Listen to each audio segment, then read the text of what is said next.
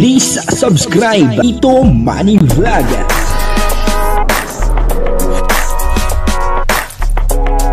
Payagan po si Tito Manny Vlog na mag-reactor para pambiling gamot sa kanya pong karamdaman. Wala man siyang records ng ng awayan. Yun po, binasag na po ni Carla ang kanyang katahimikan, at sinagot na niya po yung mga baser. Papanoorin po natin yung video at bibigyan po natin ng konting reaction. Pero bago po yan, ako muna po bumabati sa inyo lahat ng magandang umaga, magandang tanghali at magandang gabi sa inyo lahat mga kapatid. Saan man kayo ng panig ng mundo naroon ngayon, ay mag-iingat kayo palagi at pagpalain kayo ng ating Panginoon. Maraming salamat din po sa patuloy na tumatangkilik sa aking YouTube channel at nanonood sa aking video reaction. Patuloy lang po natin suportahan sila Kuya Bal Santos Matubang, Kalinga Prab, Ate Edna Vlog, Jack Tapia, at yung mga kasamahan ko po sa Karepa, Gayon din po yung mga charity vlogger na Kalinga Partner. At si Birador, pakisuportahan din, yung aming presidente sa Karepa. At ito na po, yung video na kung saan ay binasag na ni Carla ang kanyang katahimikan, at sinagot na po niya yung mga baser. Kasi si Carla, hindi po yan mahilig sumagot sa mga baser. Kumbaga, iiyak na lang yan. Talagang tatahimik na lang. Pero sa pagkakataong ito, ay sinagot na po niya yung mga baser. At ang kabuuan po ng video ito ay mapapanood po natin sa YouTube channel ni Bal Santos Matubang. Ayan, ito po yung video. Sabi kasi nila, baka daw isang araw ang isang Carla ay mawawakwak na. Alam mo ba yung ibig sabihin ng wakwak? Ano sa opinion mo dyan, Carla, yung mga katanungan ng ating mga viewers, yung mga nagsasabi sa iyo na gano'n? So yun po, madami din po ang nagtatanong sa akin. Sabi ko po, since dito po ako sa Kalingap Nagmula, na Kuya Bal po, pinakihirap. Sabi ko ni Mama is, huwag naman kami masisilaw sa kahit na ano man, o kahit na ano pa man tawag yan, ano pa man itaas na halaga. Importante po is na dito kami sa Kalingap. So, yun din po parating pinapaalala sa amin ni Kuya Rap. Nasa Kalingap ka, talagang kung consistent po yung pagtulong.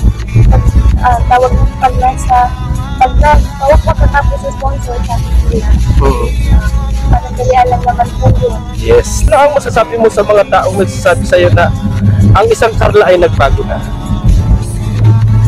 So, siguro po, kung yung may isang vlogger po na siguro po hindi ko lang po napansin o na-misinterpret niya po na hindi po ako hindi po ako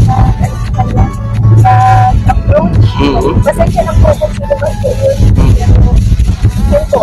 Sabi ko nga po is wala naman po akong dapat ipagmalaki at wala naman po dapat tawag yan. Nakabahan po ako. Huwag kang kabahan. Ang isang Carla daw ay umiiwas na ngayon sa camera. As in, hindi ko naman nakikita yun. So, para hindi ako maging sinungaling doon sa mga viewers, kaya ko itinanong yung mga bagay na yun. Kasi mas maganda na mismo sa bibig mo manggaling yung mga salita na yun. Minsan po, kuya, aminado po ako sa sarili ko na talagang nahihiya po talaga ako. Kaya kung minsan makikita niyo po ako na parati lang po ako nasa gilid. Yes. Parati po ako natayo po kasi talaga po nahihiya po ako. Minsan may mga negative comments nga po ako na nakikita. Kaya po, mas gusto ko na lang po nasa tabi-tabi na lang. Nga, napapansin ko nga, Carla, yun. Na kapag may event, lagi kang nasa kabilang sulok, minsan na hindi ka nag-ihimik. Which means yun po siguro yung na-misinterpret po ng iba. Kaya sorry po, pasensya na po. Yun po, dito po ay nakita po natin si Birador at saka etong si Carla, na sila ay parang nagkikwentuhan. Pero may mga katanungan, etong si Birador dito kay Carla, Sabi daw po ng iba ay parang mawawakwak na si Carla.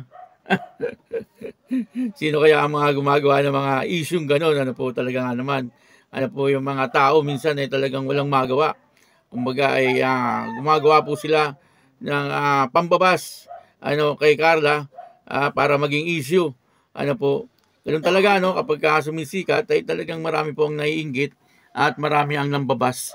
Katulad po doon po sa katanungan ni Birador, na si Carla daw ay parang malapit ng mawakwak, parang ganun.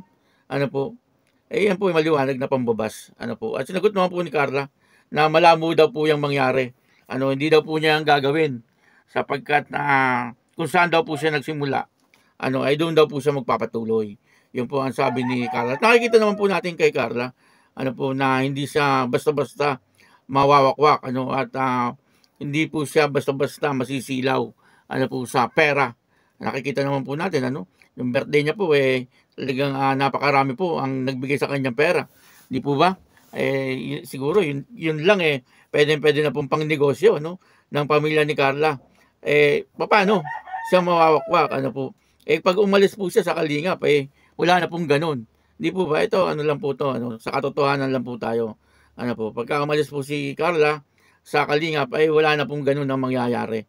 Po, na marami pang regalo o marami pang blessing ang darating po sa kanya. Yan naman po ay lang.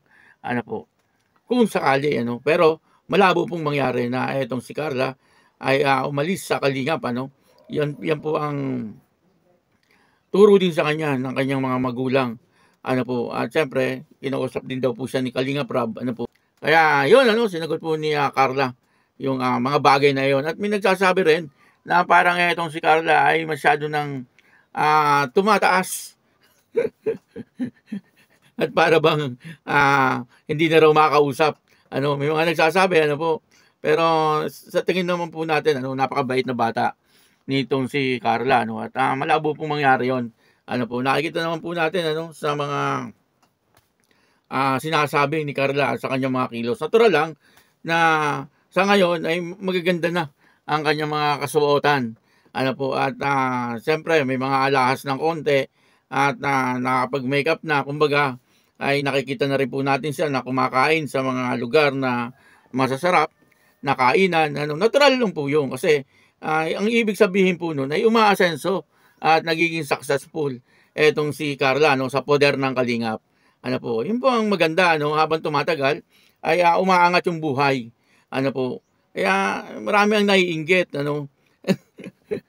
Wag po kayong ganyan, Siyempre, kahit naman po kayo, ang nakakalasap na ng masarap na buhay, ay magbabago din po kayo, ng inyong itsura. Pero, itsura lang naman ang nabago kay Carla at yung kanyang pananamit. Pero pagdating po sa ugali, ay ganun pa rin si Carla, po, nananatiling nakayapak ang kanyang mga paa sa lupa, po. Kumbaga, ay hindi po siya nagmamataas, po. Kaya, sa mga nagsasabi ng mga ganyan, ay tumigil na kayo at walang kahihinatnan ang inyong mga sinasabi. Po. At sabi ay parang ayaw na daw pong humarap ni Carla sa camera, at may mga iniiwasan na daw pong vlogger etong si Carla. Ang sabi po ni Carla, ang paliwanag niya po doon, ay humingi po siya ng pasensya, Grabe, bait po talaga ni Carla. Kung ako hindi po ako hingi ng pasensya kasi wala naman kasalanan . Ano bang kasalanan ni Carla? Po. Ang paliwanag po ni Carla doon ay pasensya na daw po at minsan ay talagang napakamahiyain daw po niya. Minsan daw ay talagang tumatahimik na lang po siya at nandun daw po siya sa isang sulok. Po, pag may mga event daw ay talagang madalas ay nasa isang sulok po siya at talagang nahihiya nga daw po siya. Alam naman po nating lahat na eto si Carla ay may ugaling mahiyain. Po, napakamahiyain po talaga niyan ni Carla dati. Nung mga unang vlog po dyan, doon po sa nakapanood, po, yan po ay bigla na lang pumapasok sa loob ng bahay dahil nahihiya. Po, kaya wag po nating paratangan si Carla ng hindi magaganda. Doon po natin makikita na si Carla ay talagang walang pagbabago. Po, nananatili pa rin po kung ano yung ugali niya dati. Ay ganun pa rin po, kaya lang nag-improve na po si Carla, Kumbaga dati talagang napakamahihain niya, pero ngayon ay talagang maayos na po siya sa pakikipagharap, po. Kaya yun, maraming salamat po sa inyo lahat. At ako po si Tito Manny Vlog, nagsasabing God bless you all. Diyos mabalos.